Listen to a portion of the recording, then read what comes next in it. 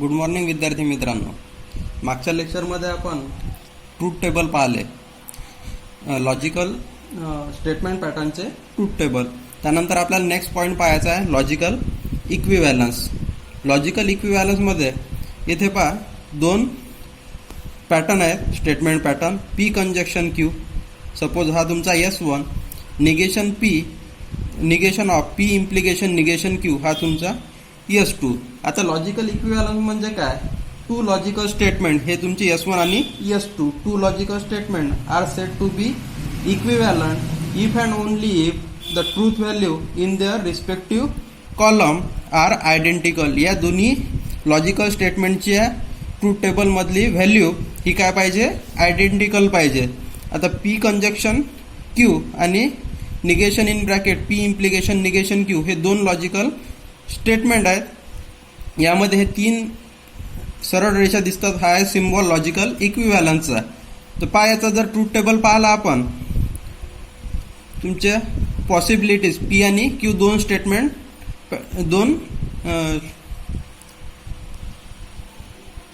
दोन स्टेटमेंट आहेत तुमचे पी आणि क्यू. याच्या ट्रूथ व्हॅल्यू दोन्ही ट्रू, पहिलं ट्रू दुसरं फॉल्स, पहिलं फॉल्स दुसरं ट्रू. त्यानंतर पी कंजक्शन क्यू. आता कंजक्शनमध्ये दोन्ही स्टेटमेंट जेव्हा तुमचे ट्रू असतील, दोन्ही स्टेटमेंट ट्रू असतील तेव्हा त्याची व्हॅल्यू ट्रू येईल, अदरवाईज फॉल्स येईल. त्या अगोदर जर आपण पाहिलं तर यामध्ये किती कॉलम येतात हे तुम्ही पाहू शकता. दोन लॉजिकल स्टेटमेंट आहेत टू, आणि यामध्ये लॉजिकल कनेक्टिव्ह वापरलेले आहेत कंजक्शन, निगेशन, इम्प्लिकेशन आणि निगेशन. एकूण 4 लॉजिकल कनेक्टिव्ह वापरलेले आहेत, म्हणून 2 + 4 = 6. 6 कॉलम येतील. हा पहिला, दुसरा, त्यानंतर हा तिसरा. त्यानंतर जर पाहिलं तर तुम्ही दुसऱ्या स्टेटमेंटमध्ये निगेशन क्यू घेतलेलं आहे, म्हणून इथे आपण घेऊ निगेशन ऑफ क्यू. क्यूचं निगेशन ट्रू आहे, फॉल्स, फॉल्स आहे, ट्रू, परत फॉल्स आणि ट्रू. त्यानंतर जर पाहिलं तर पी इम्प्लिकेशन निगेशन क्यू हा column number 4, P implication negation Q column number 5. आता पीचं इम्प्लिकेशन आहे निगेशन क्यू सोबत, पीचं इम्प्लिकेशन निगेशन क्यू सोबत. पहिलं स्टेटमेंट ट्रू आणि दुसरं फॉल्स असेल त्यावेळेस इम्प्लिकेशनमध्ये फॉल्स. पहिलं स्टेटमेंट ट्रू, दुसरं फॉल्स असेल त्यावेळेस फॉल्स, अदरवाईज ट्रू. इथे पण ट्रू आणि इथे पण ट्रू.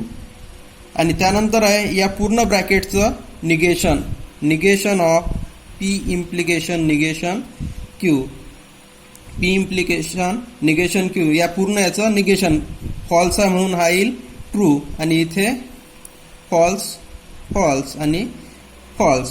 जर तुम्ही पाहिलं तर कॉलम नंबर 3 आणि कॉलम नंबर 6 दोन्ही काय आहेत?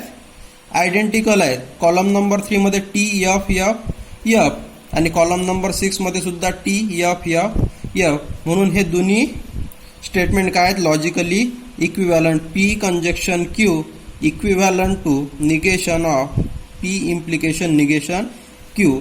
तुम्हाला हे दाखवावं लागेल from column number 3 and 6 the given logical statement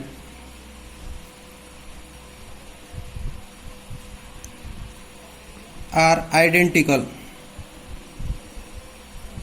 From column number 3 and 6 the given logical statement are identical. या प्रकारे तुम्ही बाकी एक्झाम्पल सॉल्व करू शकता. तुम्हाला एक्सरसाइज 1.3 मध्ये क्वेश्चन नंबर 2 सॉल्व करायचा आहे लॉजिकल इक्विव्हॅलन्सचा. त्यानंतर तुम्ही ट्रूथ टेबल पाहिले. नेक्स्ट पॉइंट पाहायचा आहे टोटॉलॉजी. सेकंड इज कॉन्ट्राडिक्शन आणि थर्ड कंटिजेन्सी. हे 3 पॉइंट पाहायचे आहेत. त्यासाठी आपण अगोदर एक ट्रूथ टेबल पाहू. P conjunction negation Q double implication P implication Q. हा ट्रूथ टेबल पाहायचा आहे आपल्याला अगोदर. यामध्ये दोन स्टेटमेंट लेटर आहेत P आणि Q. P and Q. Either both are true, first true second false, first false second true, और बोथ आर फॉल्स. त्यानंतर जर तुम्ही पाहिलं दोन स्टेटमेंट लेटर आहेत कंजक्शन निगेशन डबल इम्प्लिकेशन आणि इम्प्लिकेशन, असे टोटल 4 लॉजिकल कनेक्टिव्ह वापरलेले आहेत. म्हणून 2 + 4 = 6. 6 कॉलम येतील यामध्ये, फर्स्ट कॉलम सेकंड. त्यानंतर निगेशन आहे क्यूचं, निगेशन क्यू. क्यूचं निगेशन येईल FT. त्यानंतर येईल P conjunction negation Q, column number 4. P conjunction negation Q. Pचं कंजक्शन निगेशन Q सोबत दोन्ही स्टेटमेंट जेव्हा ट्रू असतील कंजक्शनमध्ये तेव्हाच त्याची व्हॅल्यू ट्रू येईल, अदरवाईज फॉल्स येईल. दोन्ही स्टेटमेंट ट्रू आहेत म्हणून याची truth value T, otherwise false. त्यानंतर जर तुम्ही राईट हँड साईडला पाहिलं तर P implication Q. P implication Q. P implication Q मध्ये फर्स्ट स्टेटमेंट ट्रू आणि सेकंड फॉल्स असेल P आणि Qचं, तेव्हा स्टेटमेंटची व्हॅल्यू F येईल, अदरवाईज ट्रू येईल, otherwise true. P implication Q. आणि लास्ट कॉलम येईल तुमचा P conjunction negation Q double implication P implication Q. आता इथे जर पाहिलं तुम्ही तर P conjunction negation Q column 4 आणि P इम्प्लिकेशन 5 कॉलम 5 याचं डबल इम्प्लिकेशन आहे.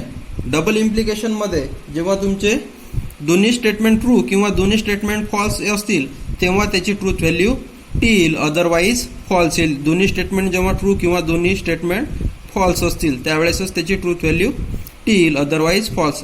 इथे जर पाहिलं तुम्ही तर सर्व लास्ट कॉलमची, कॉलम नंबर 6ची जी ट्रूथ व्हॅल्यू आहे, सर्व एंट्रीज आहे त्याच्या F. आता पहा तुम्ही जर आपण पॉईंट पाहिले टोटोलॉजी. टोटोलॉजी म्हणजे काय? All the entries in the last column. तुमच्या स्टेटमेंट पॅटर्नच्या सर्वात लास्ट कॉलम मधल्या सर्व एंट्री जर T असतील, सर्व एंट्रीज जर T असतील तर तुमचं स्टेटमेंट पॅटर्न आहे tautology. The given statement pattern is tautology. जर सर्व एंट्रीज याच्या F असतील, सर्व एंट्रीज लास्ट कॉलम मधल्या F असतील तर तुमचं स्टेटमेंट पॅटर्न कॉन्ट्राडिक्शन.